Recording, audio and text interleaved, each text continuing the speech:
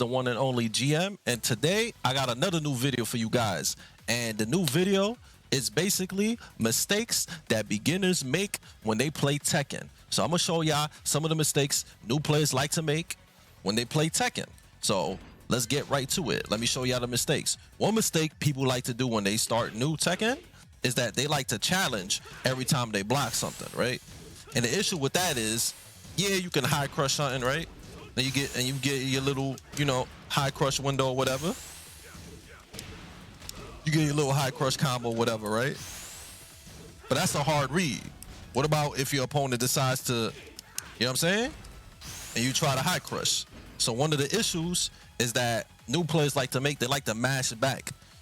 Pressing back is sometimes the answer, but it's not always the answer. I'll give you an example. Let's say he does 1 into 1-2. Instead of, you could block, right, and be safe. Or you can block and sidestep. You see that? And then if he does jab and a down forward 2, you can step it. So a lot of times it's better just to be patient, honestly. Or just hold back, and then you can whiff punish or something when you backdash cancel. So a lot of times it's better just to be patient in those situations. So that's one mistake a lot of new players like to make, that they mash too much. When they block and stuff in neutral. You don't need to do that. Another issue is that a lot of new players, they like to attack right when the match starts. The issue with that is you could get lucky, you see? I read wrong, and but then I got the counter hit, you see? Or, see? I got launched. So somebody could, like, if they see that you keep attacking when the match starts, they could just, like, backdash and launch you if they notice that you keep attacking when the match starts. So they get that in neutral. You know what I'm saying? So that's another mistake a lot of new players like to make, is that they like to attack too much when the match starts. It's better to fill out a match a little bit just to see what's going on in the matchup or whatnot.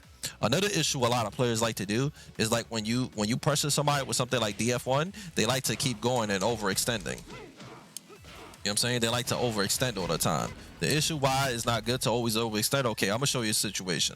I'm gonna do quarter 4-3 into 1-2, right? Watch this. I overextended. See, and I got launched because I overextended. Sometimes, I'll give you another example with Paul. Let's do that into down forward 1-1, right, on block.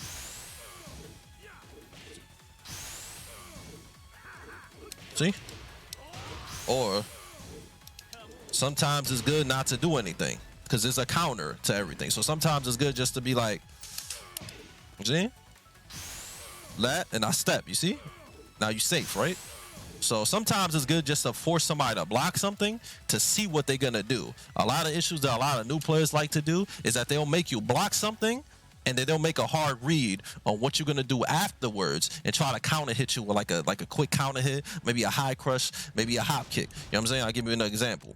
Blom into this, right?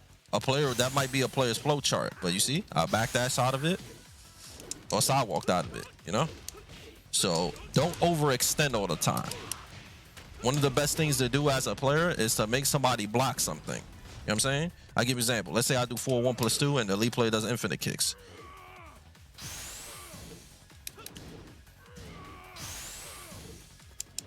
And then you could whiff punish, with deafness or whatever. You know what I'm saying? You could be baiting me to do the move. So basically making people block shit is to bait them to do stuff. So that's one of the flaws that new players like to have in Tekken.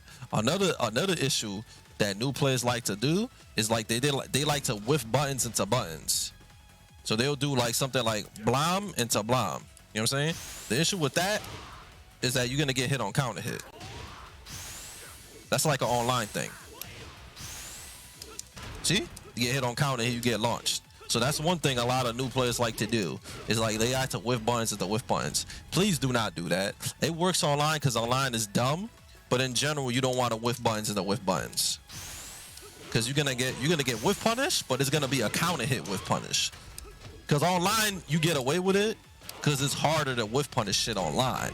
But in general, like stuff like that is no good. So that's another issue a lot of new players like to do. They like to whiff into whiff, right? Another thing that new players like to do too is that they rely too much on get up kicks. I'll give you an example. Let's put the spring kick option. Well, I could just do it, right? I'll show you an example. The issue with that is, of course, if somebody does a spring kick, you could just like punish them every time on wake up. You could just run up, you know what I'm saying? Dash block, run up, dash block. Let's see if I could put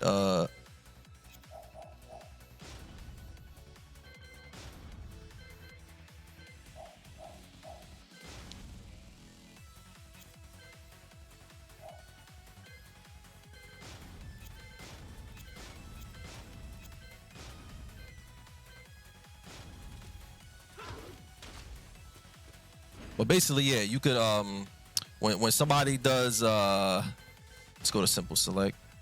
I'm gonna put 2 leads actually. It'll be easier like that. So I can explain why get up kicks is not the greatest thing to do. Because you can bait get up kicks. A lot of players, they panic a lot and they'll just dead ass just do a spring kick right when they're in trouble. So I'll show you an example.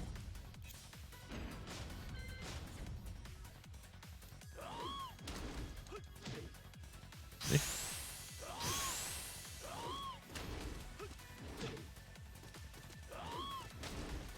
See, and then you can bait it.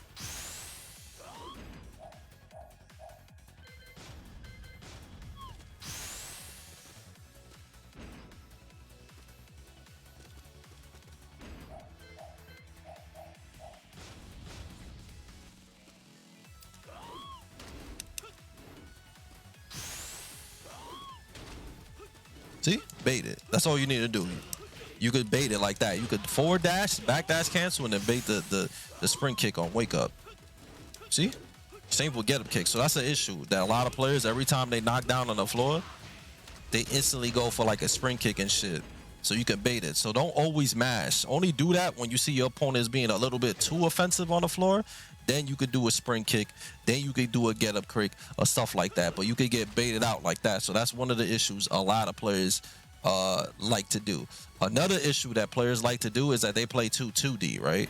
And the issue with playing 2D is that you're just gonna get mixed up all day, right? You're gonna eat shit like you're just gonna get mauled. You're gonna guess this into this all day, right?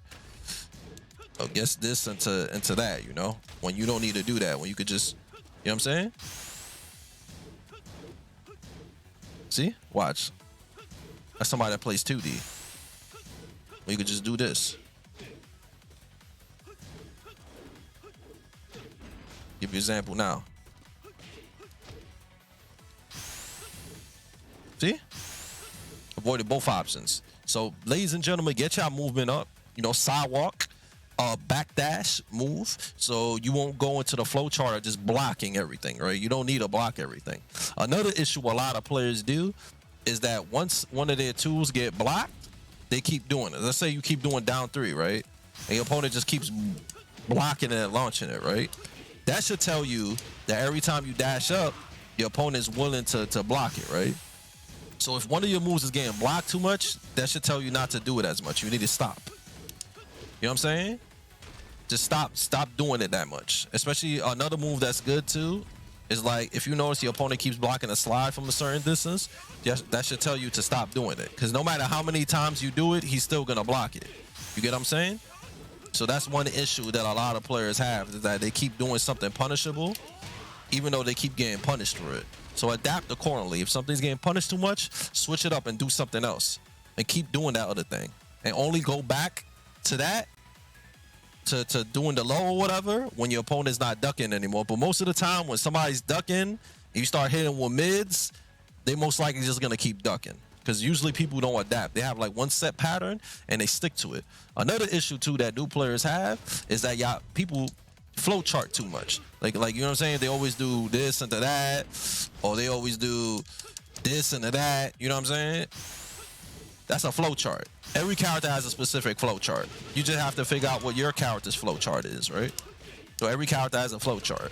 So basically, for you new players, you have to get out of the flow chart. The flow chart of always doing bomb into bomb and stuff like that. That's a flow chart.